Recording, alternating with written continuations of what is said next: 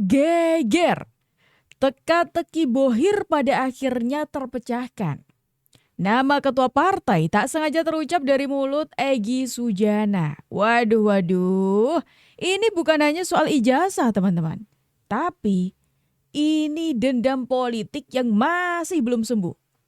Menarik juga bagaimana Irma Suryani ini melancarkan skakmat telak yang membuat gerombolan penyerang pada tumbang. Siapa sebetulnya sosok ini? Yuk kita bahas tuntas lengkapnya berikut ini.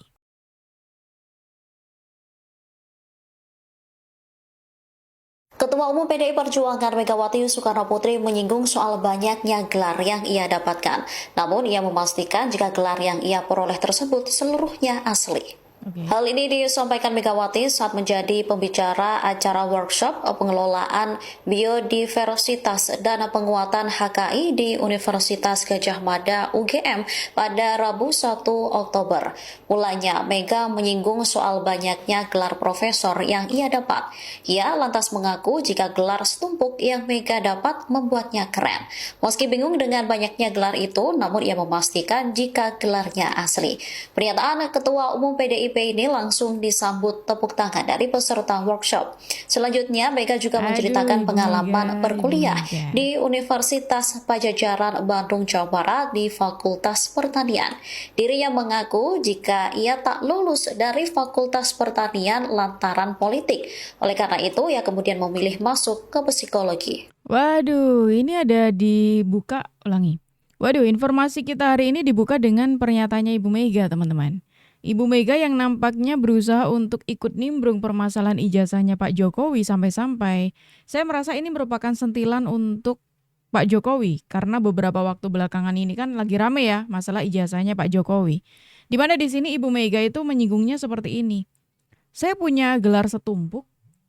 Asli loh, katanya seperti itu. Bentar deh Bu. Kalau Ibu berusaha untuk menyentil ijazahnya Pak Jokowi bisa naik dari wali kota hingga presiden, itu yang mencalonkan atau yang mengusung adalah PDIP. Ya kan? Dan kalau bicara soal gelar, Pak Jokowi itu beberapa kali, gak cuma sekali aja ya, itu apa istilahnya? Mendapatkan gelar kehormatan seperti itu, cuman sama Pak Jokowi tidak diterima. Ya emang beda ya sama Ibu, kalau Ibu kan diterima aja semuanya biar kelihatan keren gitu, banyak titelnya ya kan? Orang banyak tuh sekarang gonjang-ganjing urusan ijazah bener apa enggak. Lah kok susah amat ya. Kan kalau ada ijazah ya udah aja dong. Kasih aja. Ini ijazah saya. Duh. Gitu loh. Aduh, gimana sih Bu? Ibu ini kan merupakan mantan presiden ya. Oh, sorry, gak suka kalau disebut mantan presiden. Presiden kelima ya. Mohon maaf Ibu ya. Ini kan Ibu merupakan presiden kelima dulunya. Masa Ibu gak tahu sih?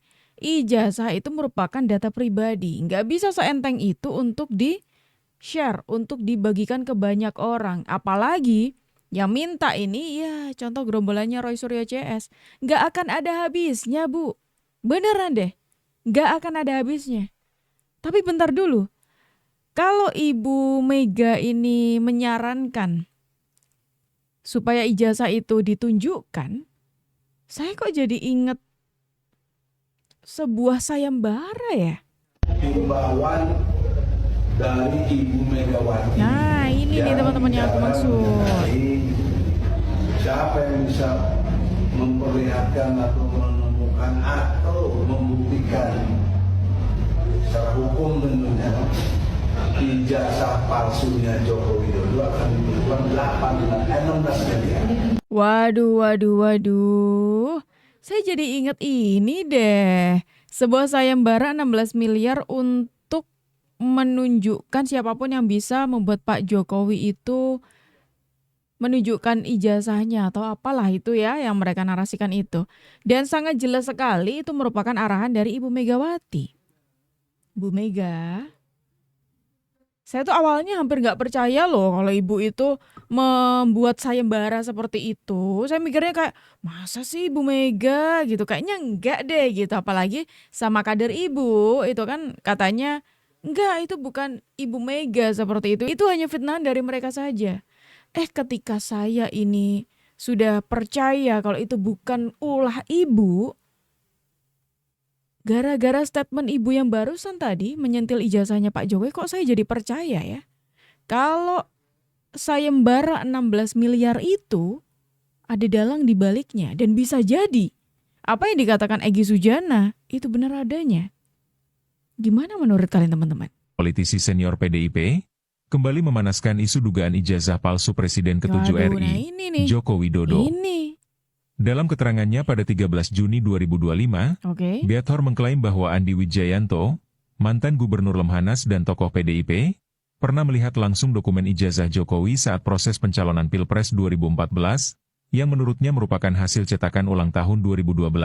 Saat Jokowi mencalonkan diri sebagai gubernur DKI Jakarta, Beathor bahkan menyebut lokasi pencetakan ulang itu berada di Pasar Pramuka, Salemba, dan dilakukan oleh tim internal Jokowi yang berasal dari Solo. Nama-nama seperti David, Anggit, dan Widodo disebut sebagai pelaksana teknis. Bekerja sama dengan kader PDIP DKI seperti Dani Iskandar, Indra, dan Yulianto. Sosok Widodo disebut sebagai aktor utama.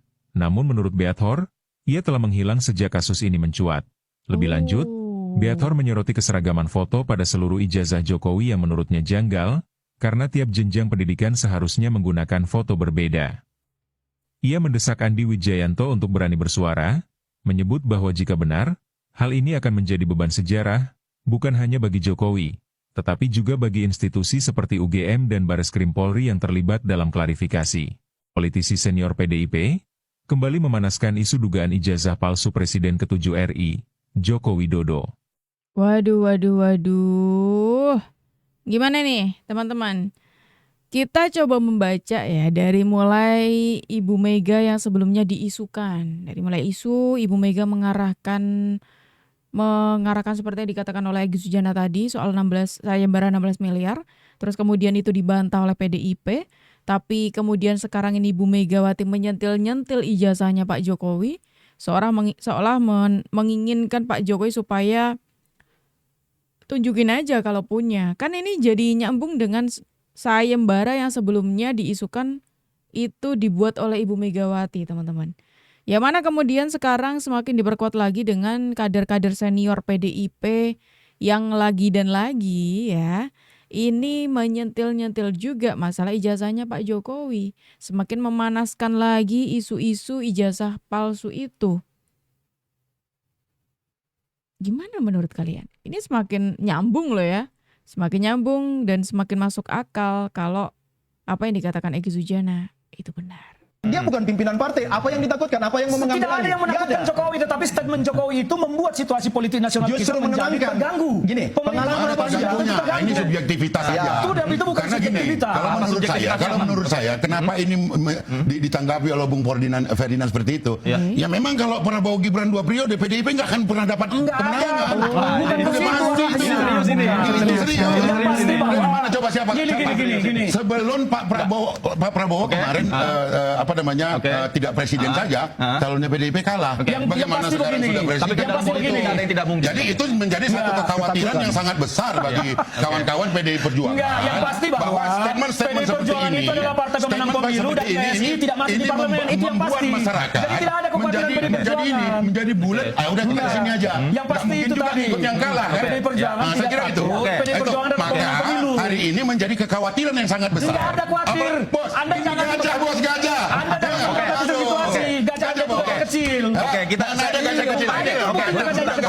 Saya ke Bung Pangi deh. Bung Pangi, dia bukan pimpinan partai. Apa yang Oh alah, saya paham teman-teman. Ternyata masih ada kaitannya ya dengan posisinya PDIP yang kali ini ya bisa dikatakan dari hasil Pilpres kemarin tidak begitu menguntungkan untuk PDIP karena ya kalah 16%. Terus kemudian ternyata sejak perpisahannya PDIP dengan Pak Jokowi itu imbasnya sampai detik ini. PDIP masih terus-terusan membuat hawa panas, membuat bara api ini semakin menyala dan terus-terusan menyala antara PDIP dengan Pak Jokowi. Apapun soal Pak Jokowi, PDIP akan terus terlibat untuk ikut-ikutan menyerang Pak Jokowi. Bisa jadi juga serangannya soal ijazah ini juga seperti itu.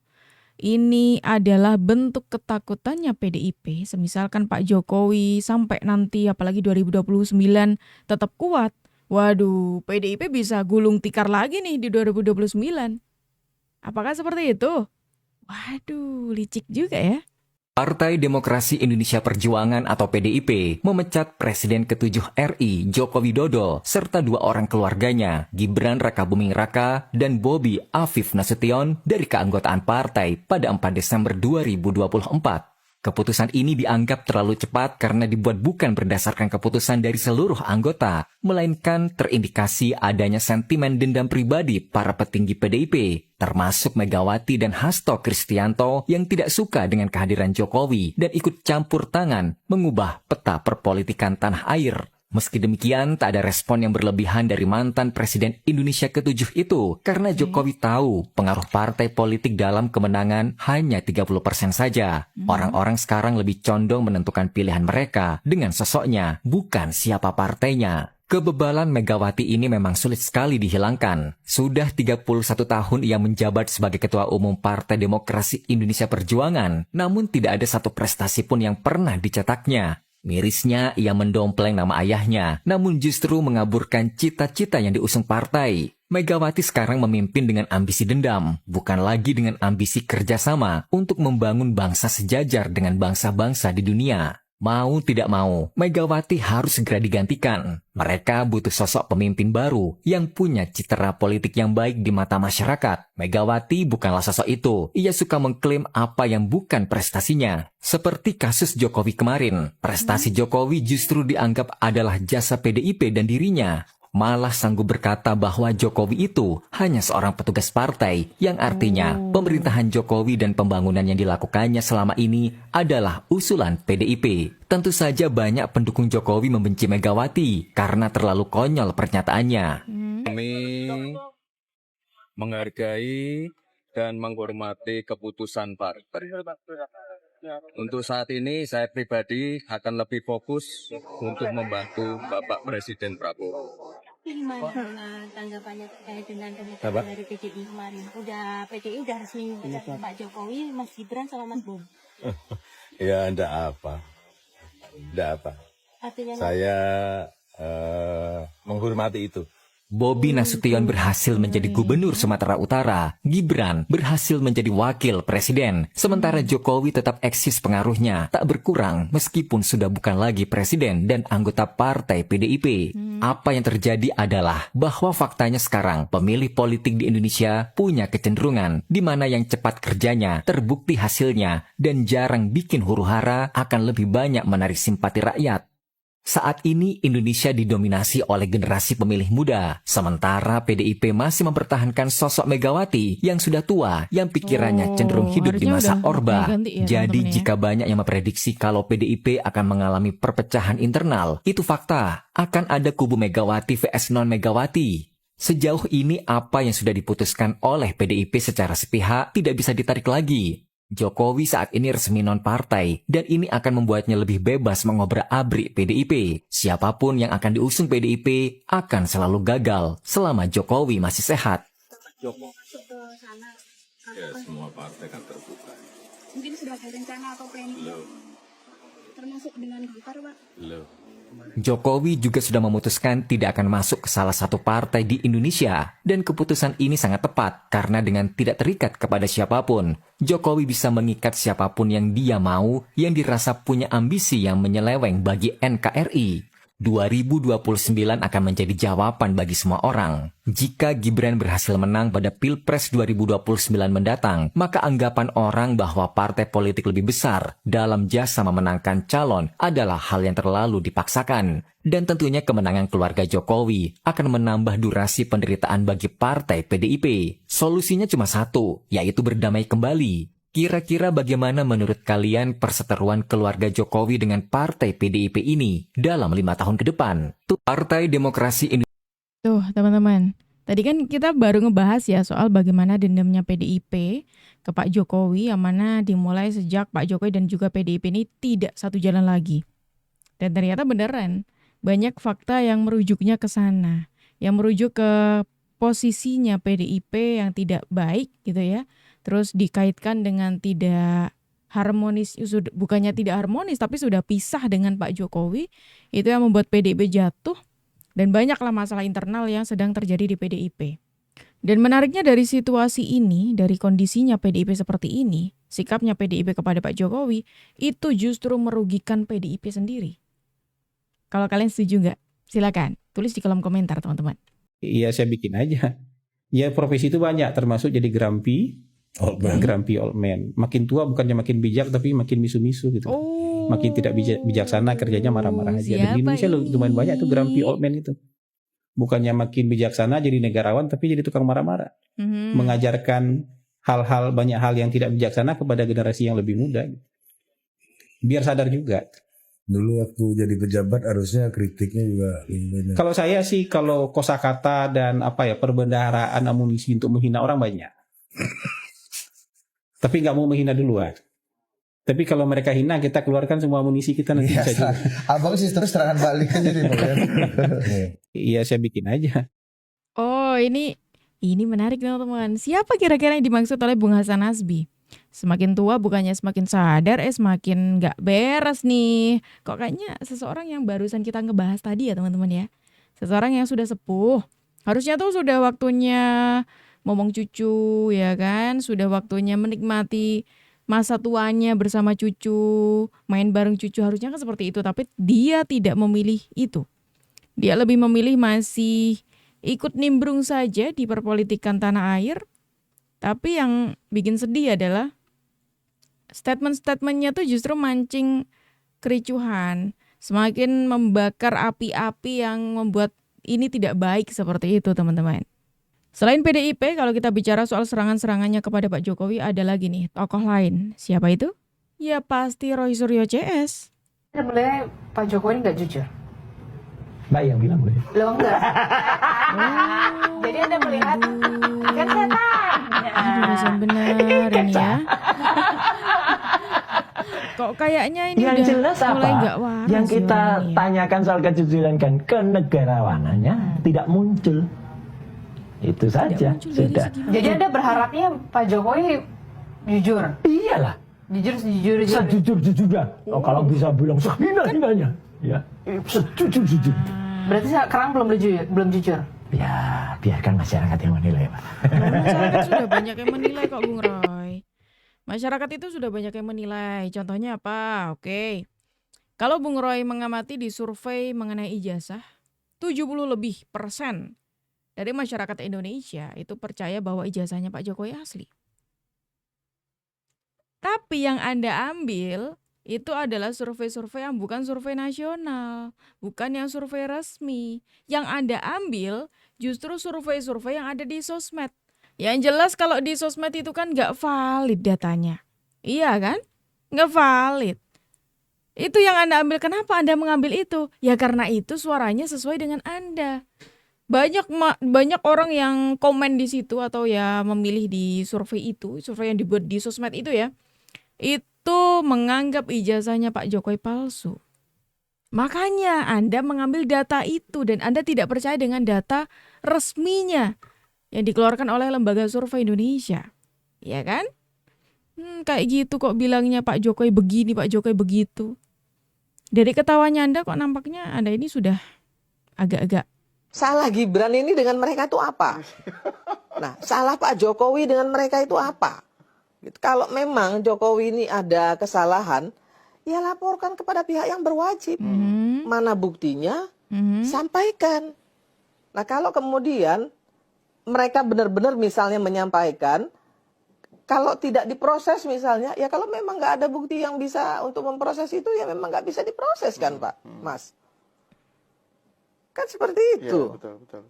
Nah, terus mereka bilang, seolah-olah ini kemenangan yang dipaksakan. Nah, kalau saya terbalik ngomongnya, ya kan? Ini kekalahan yang memaksakan diri untuk menang gitu. Kekalahan yang memaksakan diri untuk menang. Ini cocok banget nih untuk Roy Suryo CS. Karena apa? Karena kalau kalian mengamati, kemarin itu kan mereka baru saja demo ya teman-teman ya di KPK tanggal 2 Oktober kemarin. Ada statementnya Roy Suryo yang mengatakan, wah kita intinya semakin dekat dengan kemenangan. Kalau nggak gitu, ulangi. Di situ Roy Suryo CS itu pada kompak mengatakan kemenangan ini milik rakyat. Cepet banget langsung mengklaim kemenangan ini milik rakyat. Kemenangan apa yang dia maksud? Apakah gara-gara dia mendapatkan salinan dari ijazahnya Pak Jokowi? Terus langsung buru-buru mengklaim, ini kemenangan milik rakyat. Padahal rakyat aja itu udah banyak yang gak percaya dengan dia. Dan ini yang dikatakan oleh Ibu Irma ini sangat keren sekali ya. Apa yang dilakukan oleh Roy Suryo, kayak ngebetnya mereka untuk menang, itu adalah kemenangan yang terlalu dipaksakan, alias mereka ini gagal. Sampai kemudian ketua umum saya dimaki-maki loh Pak Surya Paloh itu ketika kemudian menyatakan mendukung Prabowo, langsung bilang ini penjilat, belum selesai ini kok sudah menyerah gitu ya, sudah menyatakan mendukung begini-begini. Mereka nggak paham bahwa Pak Surya Paloh itu mengedepankan sikap gitu ya, memberikan kami juga wawasan berpikir bahwa kepentingan negara itu harus di atas kepentingan partai politik. Mereka nggak paham itu. Itu yang pertama kali tadi di awal perbicaraan, betul. menyatakan itu ya, bahwa pada akhirnya yang menjadi tolok ukur atau prinsip itu kepentingan negara gitu betul. Ya. Tapi Pak Surya Paloh juga menyampaikan ke saya, ke kami semua, bahwa ya tetap harus ada kritisi walaupun kita di dalam, tapi kritisi yang membangun, kritisi yang konstruktif, bukan mencaci maki, bukan memfitnah, bukan bikin berita hoax, yang harus konstruktif.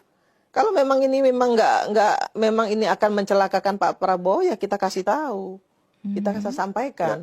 Soal nanti Pak Prabowo menerima atau enggak itu urusan Pak Prabowo. Itu yang selalu disampaikan oleh Pak Surya Paloh. Jangan kita dorong beliau ke mana? Ke lubang yang salah gitu. Dengerin apa yang dikatakan oleh Bu Irma.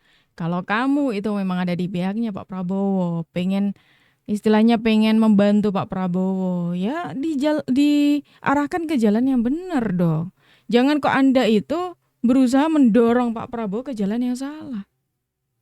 Soalnya itu yang lagi dilakukan oleh gerombolan Roy Suryo CS ini, teman-teman. Kira-kira gimana nih pendapat kalian? Silakan tulis pendapat kalian di kolom komentar, dan terima kasih karena kalian sudah menemani aku dari awal sampai akhir. Aku Jub pamit undur diri, sampai jumpa.